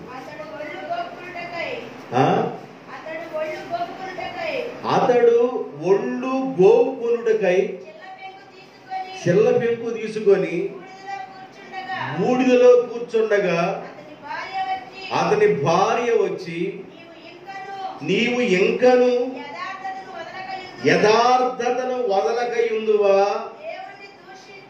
దేవుణ్ణి అడగటం మానేసి దేవుణ్ణి నువ్వు దూషించి చచ్చిపోకూడదా అని భార్య అనెను. అందుకతడు మూర్ఖులు మాట్లాడినట్లు, మూర్ఖురాలు మాట్లాడినట్లు నువ్వు మాట్లాడుచున్నావు. మనము దేవుని వలన మేలు అనుభవించుదమా, కీడును మనము అనుభవింపదగదా? ఆగండి. యోబు గారికి ఉన్న ఆస్తి, ఆయన దేశంలో ఊజు దేశంలో యోబు గారికి ఉన్నంత ఆస్తికి ఎవరు లేరు. అంత ఆస్తి కలిగిన వాడు. ఎంత ఆస్తి కలిగిన వాడు? 7,000 గొర్రెలు, 500 జతల ఎద్దులు, 3,000 ఒంటెలు, 500 ఆడగాడిదలు. ఏమండి, ఎన్ని గాడిదలు అంట? 500 ఆడగాడిదలు, 500 జతల ఎద్దులు, 3,000 ఒంటెలు, 7,000 గొర్రెలు. 7,000 గొర్రెలు, 7,000 గొర్రెలు. ఈ కింద ఎందుకులే, అసలు ఒక గొర్రె వచ్చి 10,000 వేసుకుందాం. గొర్రె వచ్చి 10,000 వేసుకుందాం అంటే ఎంత ఆయన ఆస్తి? 7,000 ఇంటూ 10,000 ఎంత? 7,000 ఇంటూ 10,000 ఎంత?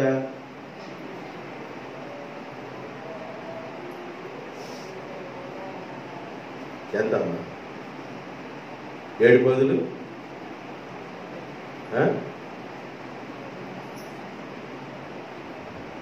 ఏందో లెక్కలేస్తుంది. ఎంత? 70 గొర్రెలే 70 లక్షలు ఉన్నాయి. ఆయన గొర్రెలే 70 లక్షల గొర్రెలు ఉన్నాయి. 500 జతల ఎద్దులు. ఒక ఎద్దు వచ్చేసి ఎంత హీనం చేసుకున్నా 50,000 అమ్మింది. గేదె 1,00,000 అమ్ముతుంది. ఒక గేదె 1,00,000 అమ్ముతుంది. ఎంత హీనం చేసుకున్నా ఒక ఎద్దు వచ్చి 50,000 వేసుకోండి. 500 జతలు అంటే 1000 ఎద్దులు. 1000 ఇంటూ 50,000. 3,000 ఒంటెలు, 500 ఆడగాడిదలు. ₹1,00,000 ఆస్తి కలిగిన వాడు ఈయన. ₹1,00,000 ఆస్తి కలిగిన వాడు. ఆయన ప్రతిరోజు దేవుణ్ణి అడుగుతూనే ఉంటాడు. ప్రతిరోజు ప్రార్థన చేస్తుంటాడు. ప్రతి ఉదయకాలం దేవుణ్ణి అడుగుతుంటాడు. ఎంత ఆస్తి కలిగి ఉన్నవాడైనా ప్రతిరోజు వేకువనే లేచి ప్రార్థన చేసే అనుభవం ఉంది. ఎవరి కోసం? తన కోసం, తన కుటుంబం కోసం, తన పిల్లల కోసం ప్రతిరోజు ప్రార్థన చేస్తూ ఉన్నాడు. ఆస్తి కలిగిన వాడండి, బాగా ఆస్తి కలిగిన వాడు. నేను ఒక ఆదివారం బాంబే నుండి వస్తూ హైదరాబాద్లో ఆగాను. బాంబే నుండి ప్రయాణం అయ్యేసరికి హైదరాబాద్ వచ్చేటానికి ఆదివారం ఉదయం అయింది. నేను ఇక్కడికి రాలేదు. అక్కడ పెద్ద చర్చి, జీవరత్నం గారని, ఆ చర్చి దగ్గరికి ద్రాక్షవల్లి గారు, నేను బాంబే నుండి వస్తా ఉన్నాం. ఆ హైదరాబాద్ లాగా నన్ను ఒక చర్చికి పంపించారు వాకింగ్ చూడడానికి. ద్రాక్ష గారిని ఒక చర్చికి పంపించారు. వెళ్ళి వాకింగ్ చెప్పేసి నేను వచ్చాను, మెయిన్ చర్చికి వచ్చాను. ద్రాక్ష గారికి వాకింగ్ చెప్పేసి ఆయన మెయిన్ చర్చి దగ్గరికి రావాలి. నేను వచ్చి కూర్చున్నాను. అప్పటికి వాకింగ్ చెప్పి ప్రార్థన అయిపోయి విశ్వాసులు అందరూ వెళ్ళిపోయారు. ఒక అతను బాగా టక్ వేసుకున్నాడు, షూ వేసుకున్నాడు. ఆ చర్చిలోకి వచ్చాడు. చూసాం, షూ ఒప్పు తీశాడు, సాక్స్ నొప్పు తీశాడు, టక్ తీసేసుకున్నాడు, షర్టు తీసేసి ఒంకిని తగిలించాడు. ఏంటి ఇన్ని పనులు చేస్తున్నాడని నేను చూస్తున్నా. ఏం మాట్లాడాల, కూర్చొని చూస్తున్నాయి. కిటికీల దగ్గరికి వెళ్ళాడు. కిటికీలకి తగిలించుకున్న క్లాత్లు తీశాడు. ఒక బకెట్ తీసుకొచ్చుకున్నాడు. ఆ బకెట్లో ఆ క్లాత్లు వేసాడు. కిటికీలు మొత్తం కొన్న క్లాత్లు మొత్తం అవన్నీ తీశాడు, బకెట్లో వేసుకున్నాడు. మోటార్ స్విచ్ ఆన్ చేశాడు. చర్చి మొత్తానికి నీళ్లు పెట్టాడు. శుభ్రంగా కడిగాడు. ఈ క్లాత్లు ఇంటికి తీసుకొని వెళ్తానికి షర్ట్ వేసుకున్నాడు, వెళ్ళిపోయాడు. ఏందయ్యా, ఎవరయ్యా, నేను నాకెందుకు కడగాలి? నేను మేలకొండాను. అంతలో మెయిన్ పాస్టర్ గారు వచ్చారు, జీవరత్న గారు. అయ్యగారు, ఒక ఆయన వచ్చాడు, పరిచయం చేశాడు, చర్చి మొత్తం కడిగాడు, చూడటానికి ఏమో టక్కగా ఎక్కేసుకొని మామూలుగా వచ్చాడు, ఈ క్లాత్లు కూడా మొత్తం తీసుకెళ్ళాడు బకెట్లు వేసుకొని అని అన్నా. అయ్యా, ఆయన ఈ హైదరాబాద్లో 2 కంపెనీలు ఉన్నాయి. ఆయనకి సొంత కంపెనీలు 2 ఉన్నాయి. ఆయన కోటీశ్వరుడయ్యా, బాగా ఉన్న వ్యక్తి ఆయన. మరి ఆయనకి పిల్లలు అందరూ ఉన్నారు. అయితే ఆయన ప్రభువులోకి వచ్చిన దగ్గర నుండి ఆయన సమర్పించుకున్నాడు, బ్రతికినంత కాలం నేను ఈ చర్చి కోసం పరిచయం చేస్తూనే ఉంటానని. దేవునికి స్తోత్రం. ఆయన ఎప్పటి నుంచో, ఇప్పుడు కాదయ్యా, దాదాపు 20 సంవత్సరాల నుండి పరిచయం చేస్తూనే ఉన్నాడు. ఒకటి చెప్పాల్సిన అవసరం, పరిచయం చేయి, ఓడు తొడు అని వాళ్ళు చెప్పాల్సిన అవసరం లేదు. ఆయనకి శుభ్రంగా ఆయన పరిచయం చేసి వెళ్తూ ఉంటాడు. ఆయనకి 2 సొంత కంపెనీలు ఉన్నాయి. ఆయన కోటీశ్వరుడు అయ్యా అని చెప్పారు. నేను కొంచెంసేపు దెమ్మ తిరిగింది నాకు మైండ్. అర్థమైందా? పరిచర్య చాలా ప్రాముఖ్యమైంది. ఈయనకి చాలా ఆస్తి ఉంది. ఆస్తి ఉన్నప్పటికీ కూడా దేవుని యొక్క స్వరాన్ని వింటూ దేవుని సన్నిధానంలో ప్రార్థన చేయటం వల్ల కొంతమందికి ఈ 5 ఏళ్ళు నోట్లోకి వెళ్తుంటే నోట్లోకి వెళ్తుంటే కొంతమంది మాట వినరు. ముద్ద దొరికితే మాట వినరు. ఆహారం సమృద్ధిగా ఉంటే మాట వినరు. నాకేంది అనుకుంటారు కొంతమంది. మాకేమో లేదా తక్కువ, ప్రతిరోజు నాకు డైలీగా నాకు అన్నీ దొరుకుతున్నాయి అనుకుంటారు. ఈయనకేం దొరకట్లేదండి. యోబు గారికి ఏం తక్కువ? కానీ ప్రతిరోజు ప్రార్థన చేయటం మానల, దేవుణ్ణి అడగటం మానల. ఆయనకి భయంకరమైన శోధన వచ్చింది. భయంకరమైన శోధన. ఈ భయంకరమైన శోధనలో 7,000 గొర్రెలు చచ్చిపోయినాయి, 3,000 ఒంటెలు చచ్చిపోయినాయి, 500 జతల ఎదురు చచ్చిపోయినాయి, ఆడగాడిదలు చచ్చిపోయినాయి. అందరు పనివాళ్ళు వెళ్ళిపోయారు. ఒక్క పనివాడు మాత్రం తిరిగి వచ్చాడు. అయ్యా మనకున్న సంపద మొత్తం పోయిందయ్యా, చచ్చిపోయింది నాయన, కొన్ని మిగిలిన్నాయి, ఇట్లా అయిపోయింది నాయన అని ఆయన చెప్పేశారు. దోసుకుని వెళ్ళిపోయారు కొంతమంది అని చెప్పారు. ఈ వైపు చూస్తే నన్ను ఇంటి దగ్గర నుంచి ఒకళ్ళు వచ్చారు. అయ్యా మీ ఇల్లు కూలిపోయింది నాయన, 10 మంది పిల్లలు కూడా, నీకున్న 10 మంది పిల్లలు, 3 ఆడపిల్లలు 7 మగపిల్లలు, వాళ్ళు కూడా చనిపోయారు. అయ్యా భార్య వచ్చేటది ఏమి చేయాలి అర్థం కాగానే భార్య అంటది, ఇంకా దేవుడా అని అడుగుతున్నావు, నీ దేవుడిని నువ్వు దూషించి చచ్చిపోకూడదా నువ్వు కూడా అన్నావు. మూర్ఖురాలు మాట్లాడతావేంది అని అన్నాడు. అప్పటికి ఆయన శరీరం కూడా ఏమైపోయిందంటే కురుపులు వచ్చేసింది. శరీరం గజ్జి పట్టింది. ఆ గజ్జిలో గోక్కోవటం, చేతులతో గోక్కోవటం వల్లగాక శిలపెంకులు తీసుకొని శిలపెంకులతో గోక్కుంటున్నాడు. ఆ రసిగార్దంటే ఏగల బుయ్య అంటే బూడిద పోసుకున్నాడు. ఇలాంటి పరిస్థితుల్లో కూడా దేవునిని అడగటం మానలేదు. దేవునికి స్తోత్రం. నీవు అడుగు వాటి కంటేను, ఊహించు వాటి కంటేను అత్యధికంగా నీకు సహాయం చేయగలిగిన దేవుణ్ణి, అన్ని కష్టాలు వచ్చినా, అన్ని పరిస్థితులు వచ్చినా దేవుణ్ణి అడగటం వల్ల, దైవ సన్నిధి వల్ల అడుగుతున్నాడు. దేవుడు ఎంతగా దీవించాడు తెలుసండి. 42వ అధ్యాయం, యోబు గ్రంథం 42వ అధ్యాయం 10వ వచనం. మరియు యోబు తన స్నేహితుల నిమిత్తము ప్రార్థన చేసినప్పుడు యెహోవా యోబు యొక్క క్షేమ స్థితిని మరలా అతనికి దయచేశారు. మరియు యోబునకు పూర్వము 7,000 గొర్రెలు ఉన్నాయి, పూర్వము కలిగిన దానికంటేను 2 అధికముగా యెహోవా అతనికి దయచేసెను. అప్పుడు అతని సహోదరులందరూ, అతని అక్కా చెల్లెళ్ళందరూ, అంతకు ముందు ఆయనకు పరిచయం లేని వారు కూడా వచ్చి అతనితో కూడా అతని ఎంట, అంటే అంతకుముందు అక్క చెల్లెళ్ళు ఎక్కడికి వెళ్ళారు? ఎక్కడికి వెళ్ళారు అంటున్నా. యోబు బాధలో ఉన్నప్పుడు యోబు అక్క చెల్లెళ్ళు ఎక్కడికి వెళ్ళారు? యోబు యొక్క అన్నదమ్ములు ఎక్కడికి వెళ్ళిపోయారు? యోబు యొక్క మరి భార్య ఎక్కడికి వెళ్ళిపోయింది? యోబు యొక్క స్నేహితులు ఎక్కడికి వెళ్ళిపోయారు? యోబు ముక్కు మొహం తెలియనోడు కూడా ఇక యోబుకి పూర్వ ఆయన స్థితి మరలా తిరిగి వచ్చిన తర్వాత అన్నపానములు పుచ్చుకోవడానికి వచ్చారంట. ఎవరో? అన్నదమ్ములు, అక్క చెల్లెళ్ళు, స్నేహితులు, ముక్కు మొహం తెలియనోళ్ళు అందరూ అన్నపానములు పుచ్చుకోవడానికి వచ్చారు. కింద చదువు. యెహోవా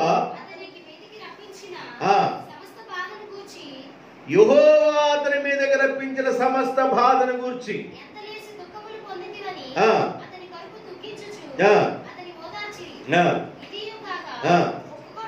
ఒక్కొక్కడును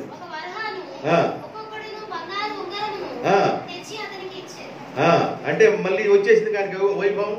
ఇప్పుడు బంగారం ఉంగరం కానీ మనం పెడితే మళ్ళీ తిరిగి మనకి బంగారం వచ్చింది. మనం కూడా ఎవరికి పెడతాం? మనం పెట్టేటప్పుడు ఏం చేస్తాం? 10,000 రూపాయల సందా మనం పెళ్లికి చదివించాలండి 10,000. మళ్ళీ మన అబ్బాయి పెళ్లికి 10,000 చదివిస్తాడా లేకపోతే సూత్రం చెల్లిస్తాడా? సూత్రం చెల్లించాడు 10,000 ఆడ పెడతాం మనం. అందుకని ఏం చేస్తారంటే ఈయన స్తోమత ఎంత? 10,000 పెడితే మళ్ళీ 10,000 పెట్టగల స్తోమత ఉందా? 10,000 కాదు, రాసేవా చెక్ ఇచ్చి 2 చెక్లు వేస్తాం. తర్వాత బోనస్ చెక్ కూడా వేస్తాడు. బోనస్తో కూడా మనుషుడి యొక్క స్వార్థపరత్వం ఆడ కనబడుతుంది. కానీ యోబు మారలా. దేవునికి స్తోత్రం. యోబు అప్పుడెలాగున్నాడో, యోబుకి ఆశీర్వాదం వచ్చినప్పుడు కూడా యోబు అలాగే ఉన్నాడు. అయితే యోబుకి పూర్వపు స్థితి కలిగింది. ఏమొచ్చేసిన దానికి? 7,000 గొర్రెలకు బదులు 14,000 గొర్రెలను, ఆ మాట చదవాలి, 14,000 గొర్రెలను, 3,000 ఒంటెలకు బదులు 6,000 ఒంటెలను, 500 జతల ఎద్దుల బదులు 1,000 జతల ఎద్దులను, 500 ఆడగాడిదలకు బదులు 1,000 ఆడగాడిదలు కలిగెను.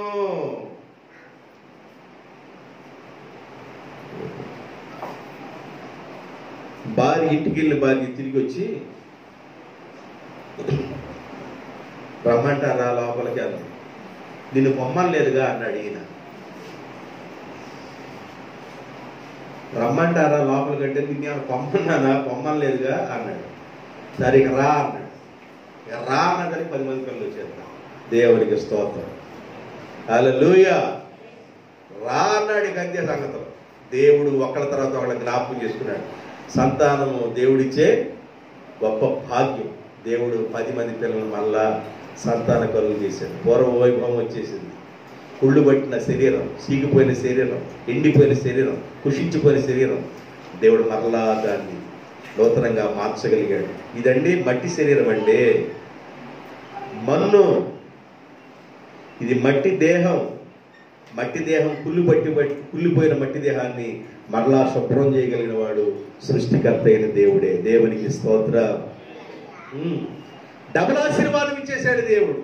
నువ్వు అడిగిన వాటి కంటేను, నువ్వు ఊహించిన వాటి కంటేను అత్యధికంగా సహాయం చేయగలిగిన దేవుణ్ణి అన్నాడు దేవుడు. నా యందు మీరు, మీ యందు నా మాటలు నిలిచి ఉంటే మీరు ఏది ఇస్తున్నారో అడగండి, నేను మీకు ఇస్తాను. ఆయన యందు మీరు ఉండటం వల్ల నిత్యము క్షేమం కలుగుద్ది. నిద్రలో కూడా భయం రాదు. అర్థమవుతుందా? నిద్రలో కూడా భయం. ఫైనల్లో ఒక మాట జ్ఞాపకం చేసి ముగిస్తాను. యేసు ప్రభు ఎరుకోకి వెళుతున్నాడు. యేసు ప్రభు ఎరుకోకి వెళుతుంటే త్రోవ పక్కన 2 గుడ్డివాళ్ళు కూర్చొని,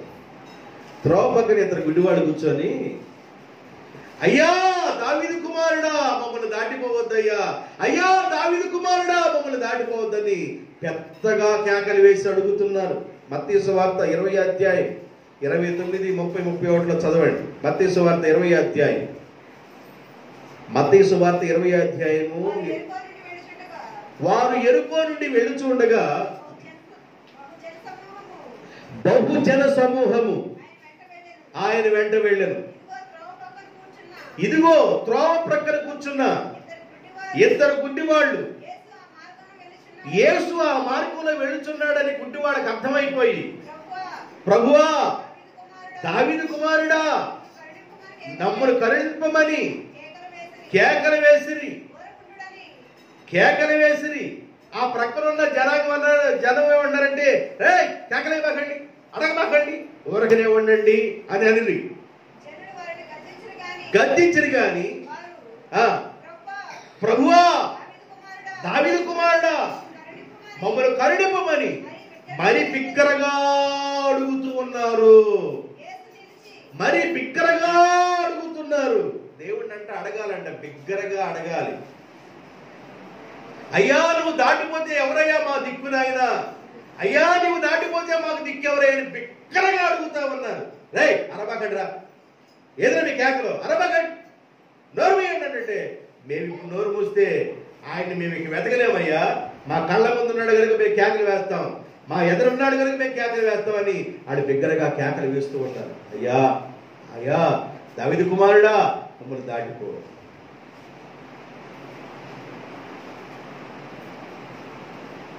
యేసు నిలిచి వాళ్ళ బాధను తెలుసుకొని వాళ్ళ కళ్ళు ముట్టి వాళ్ళని స్వస్థపరిచెను. దేవునికి స్తోత్రం. వాళ్ళు అడగకుండా పక్కన వాళ్ళు కేకలు విని రే మౌనంగా ఉండండి అని వాడు బిగ్గరగా వాళ్ళ కేకలు వేస్తున్నప్పుడు వాళ్ళు కానీ మౌనంగా ఉన్నట్లయితే, వాళ్ళ కేకలు వేయొద్దురా అన్నప్పుడు కేకలు వేయకుండా మౌనం ఉన్నట్టయితే వాడు చూపు వచ్చేది కాదు. వాళ్ళు అడుగుతూనే ఉన్నారు, వాళ్ళు కేకలు వేస్తున్నారు. జాగ్రత్తగా రండి. నీ కేక యేసుని ఆపే కేకగా ఉండాలి. నీ కేక యేసుని ఆపే కేకగా ఉండాలి. నీ ప్రార్థన యేసుని ఆపే ప్రార్థనగా ఉండాలి. నీ ప్రార్థన సృష్టికర్తను ఆపే ప్రార్థనగా ఉండాలి. కొర్నేలి ప్రార్థన సృష్టికర్తను ఆపింది. అబ్రహాం ప్రార్థన సృష్టికర్తను ఆపింది. ఇస్సాకు ప్రార్థన సృష్టికర్తను ఆపింది. యాకోబు ప్రార్థన సృష్టికర్తను ఆపింది. గుడ్డివారి యొక్క ప్రార్థన సృష్టికర్తని ఆపింది. ఏం ప్రార్థన చేస్తున్నావండి? నువ్వు ఎలా అడుగుతున్నావు దేవుణ్ణి? సృష్టికర్త నీ ప్రార్థన విని దాటి వెళ్ళవాడు. నీ ప్రార్థనకి జవాబు ఇచ్చాయన. నీ ప్రార్థన జవాబు వచ్చేంత వరకు సృష్టికర్త నిలిపే కోణంలో నీ ప్రార్థన ఉండాలి.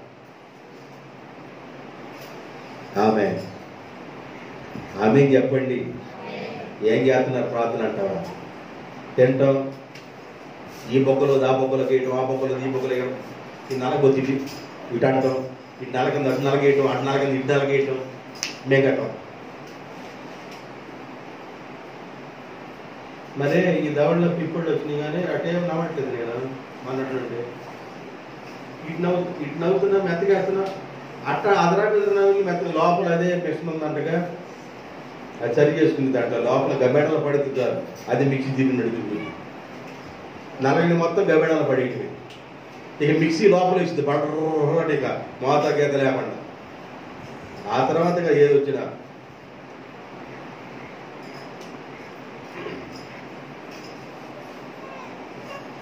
నీ ప్రార్థన దేవుడిని ఆపే ప్రార్థనగా ఉండాలి. నువ్వు గెలవాలండి. నీ పట్టుదల కలిగిన ప్రార్థన దేవుడిని ఆపాలి. వెళ్తున్నాను నేను ప్రార్థనకి, వస్తున్నాను, బైబిల్ తీసుకున్నాను, బైబిల్ మోసాను, అందుకంటే భాగ్యం ఉందనుకుంటా. బైబిల్ అందరూ మోస్తున్నారు. నువ్వు దేవుని దగ్గర ఏదో ఒకటి సంపాదించే ప్రార్థన అయి ఉండాలి. దేవునికి స్తోత్రం. యెహోవా యొద్ద నేను ఒక వరం అడిగితిని, దాన్ని దొరికే అంతవరకు నేను వెతుకుచున్నాను. అడగాలి. నువ్వు దేవుని దగ్గర నుంచి ఏదో ఒకటి పొందుకున్నదాకా అడగాలి. దేవుని దగ్గరికి వెళ్ళాం, నంచుగా ఉండకూడదండి. ఈత నేర్చుకోవాలనుకున్నాడు అనుకోండి ఒక వ్యక్తి, ఈత నేర్చుకోవాలనుకున్నవాడు ఏం చేయాలి? ముందు ఇంత నీళ్ళలోకి వెళ్ళిపోయి ఇటా కొడతా ఉంటాను. నేర్చుకో. ఈత నేర్చుకోవాలనుకునేవాడు ఒకసారి ఏం చేయాలి? బాగా రోడ్డు వచ్చిన కాళ్ళకి వెళ్ళి ఎట్టంటే వాడు నేర్చుకోవాలనే పట్టుదల ఉంటే వాడు నేర్చుకుంటాడు. ఈత నేర్చుకుంటాడు, కాళ్ళ మీద ఈతగలడు. వాడు కాళ్ళు చేతులు ఆడకుండా ఎప్పుడు ఆడేస్తాడు తెలియకుండా నీళ్ళగా పడుకున్న కొంతమంది అలాగే ఈత వేసినట్టుంటారు, పడుకొని తేలిపోతున్నట్టుంటారు. కష్టపడి ఈత నేర్చుకుంటారు, కష్టపడి సైకిల్ నేర్చుకుంటాడు, కష్టపడి బైక్ నేర్చుకుంటాడు, కింద పడ్డా కూడా మళ్ళీ నేర్చుకుంటాడు, కష్టపడి డ్రైవింగ్ నేర్చుకుంటారు, కష్టపడి వంట చేయడం నేర్చుకుంటారు. ఉప్పెక్కు వేసినా కూడా ఏం చేస్తా? ఈ ఒక్కరోజుగా అయింది ఉప్పెక్కువ తినండి. ఏం తింటుంది? గుమ్మగుమ్మల హోటల్ తినేవాడు ఉప్పెక్కువ తింటాడా? నువ్వు ఎట్టా చేసినా కూడా తింటానే. ఏం చేస్తారు? ఈ ఒక్కరోజుగా అయింది, అయ్యా నాకు కుదరట్లేదయ్యా, ఇక నీ బాధను పడంటే అంటే నువ్వు చేసుకుని తినమనేగా.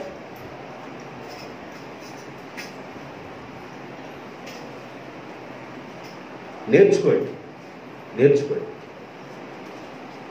దేవుడు నీ ప్రార్థన విని ఆయన ఆగిపోయి నీకు జవాబు ఇచ్చేంత వరకు నీ ప్రార్థన ఆపబాకు, పట్టుదల ఆపబాకు. ప్రభు దగ్గర ఏదో ఒకటి నువ్వు సంపాదించేంత వరకు, పొందుకునేంత వరకు ప్రభు దగ్గర ప్రార్థిస్తూనే ఉండు. నీ ప్రార్థనకి సమాధానం వచ్చునుగాక.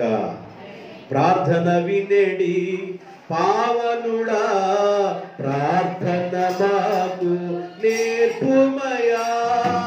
ప్రార్థన వినేడి పావనుడా, ప్రార్థన మాకు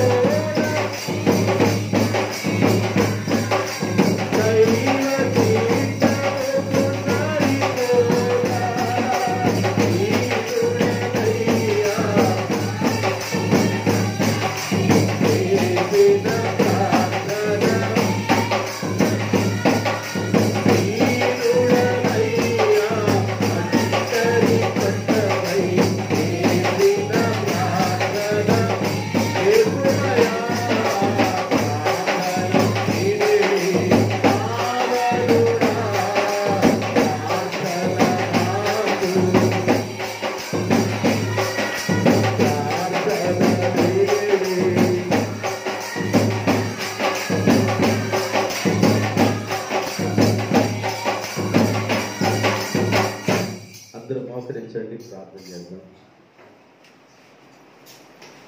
ఎన్ని సంవత్సరాల నుండి నువ్వు ప్రార్థిస్తున్నావో నాకు తెలియదు, కానీ నీ ఆత్మీయ సంబంధమైన వయస్సు నాకు తెలియదు, కానీ నీ ప్రార్థన సృష్టికర్తను ఆపే విధంగా ఉందా? నీ ప్రార్థన విని దేవుడు ఆగేవాడుగా ఉన్నాడా?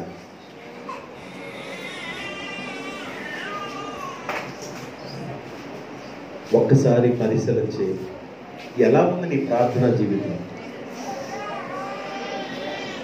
నీ ప్రార్థనా జీవితం ఎలా ఉంది?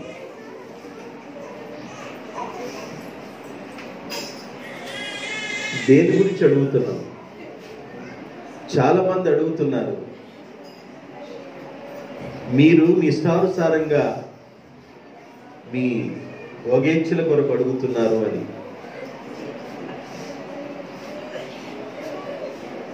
అడిగే మీరు మనసు మార్చుకున్న వారై, ప్రభు యొక్క మాటకు లోబడిన వారై మీరు అడుగుతున్నప్పుడు ఆయన అంటాడు, మీరు అడుగు వాటికంటేను, మీరు ఊహించు వాటికంటేను అత్యధికంగా ఇవ్వటానికి నేను సమర్థుడిని అంటున్నాడు దేవుడు. అబ్రహాం, నువ్వు ఒక్కడిని అడిగావు, నేను ఆకాశ నక్షత్రాల్లాగే ఇవ్వబోతున్నాను. అబ్రహాం, శ్రమల్లో బాధల్లో ఉన్న యోబు తన స్టాండర్డ్ని, తన భక్తి యొక్క స్థితిని వదిలిపెట్టలేదు. యోబుని దేవుడు రెండంతలుగా ఆశీర్వదించాడు.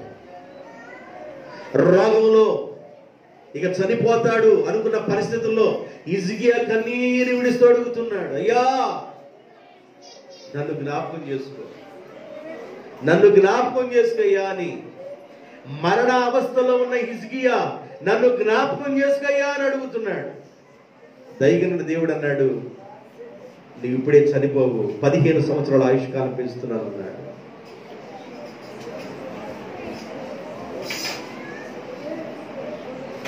దేని కొరకు అడుగుతున్నావు?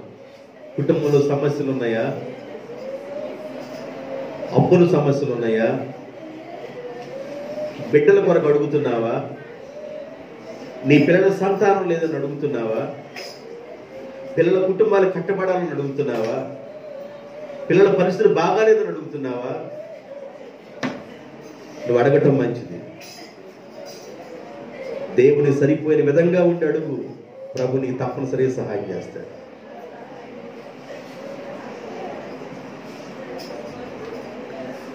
గుడ్డివారి యొక్క కేకను దాటిపోని దేవుడు, హిజ్కియా యొక్క ప్రార్థన దాటిపోని దేవుడు, అబ్రహాము ప్రార్థన దాటిపోని దేవుడు, దానియేలు ప్రార్థన దాటిపోని దేవుడు, యాకోబు ప్రార్థన దాటిపోని దేవుడు. నీ ప్రార్థన కూడా విని దాటిపోడాయినా.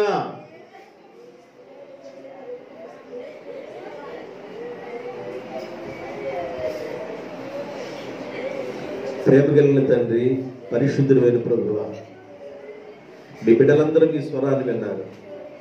హృదయాల్ని మీరు తెరిచినందుకు స్తోత్రాలు. మీ వాక్కుని ఫలింపచేయండి హృదయాలను. తండ్రి, మీ బిడ్డలు ఆధ్యాత్మిక వయస్సు కలిగిన వారిగా పెంచండి, బలమైన ఆశీర్వాదాలతో నింపండి. మీ దీవులకు వారసులు చేయమని యేసు నామములో ప్రార్థిస్తున్నాను తండ్రి. ఆమేన్.